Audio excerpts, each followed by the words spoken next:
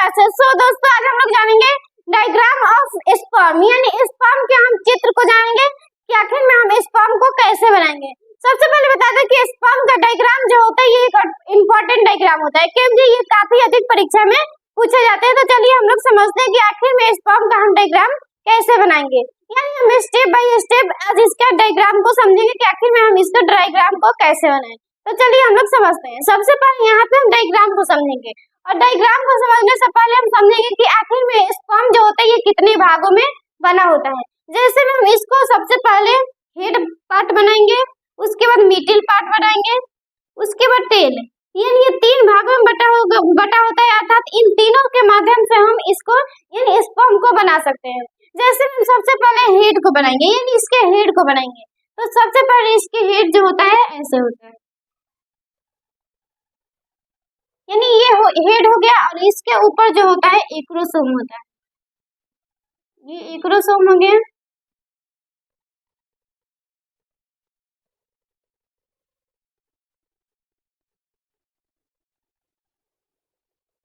उसके बाद इसके अंदर, अर्थात सबसे पहले हम हेड को पूरा करेंगे, यानी हेड के अंदर जितने भी कार्य है उसके अंदर हम पूरा करेंगे। तो सबसे पहले अंदर जो होता है इसका केंद्रक होता है, यानी स्पर्म का केंद्रक होता है, तो इसके अंदर हम केंद्रक बना देंगे।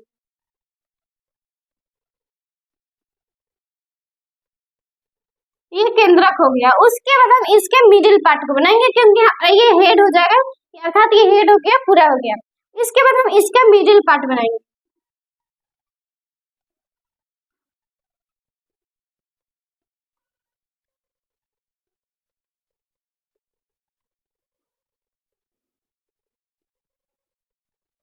इसके बाद यहाँ पे हो गया इसका मिडिल पार्ट, और ये जो होता है तारक का ही होता है, यानी इंटरियड।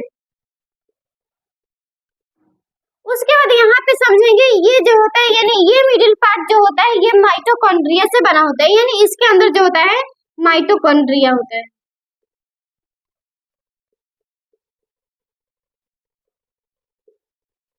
यानी माइटोकॉन्ड्रिया को हम इंग्लिश में माइटोकॉन्ड्रिया ही कहते हैं।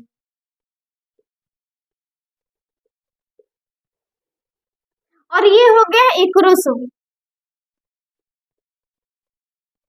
और ये हो गया न्यूक्लियस, यानी केंद्र,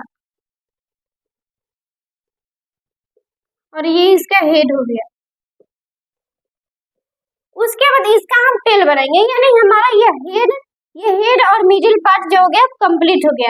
इसके बाद हम इसका टेल बनाएंगे, यानी टेल जो होता है ऐसे होता है।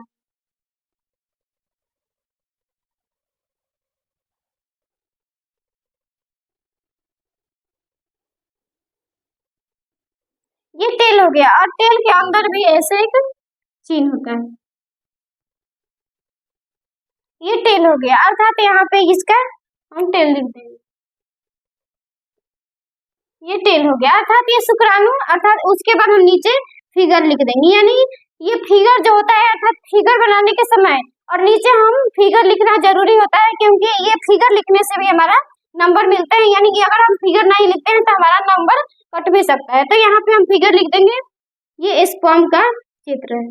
प्लीज वीडियो को लाइक करें और ऐसे ही वीडियो के लिए चैनल को सब्सक्राइब करें। Thank you.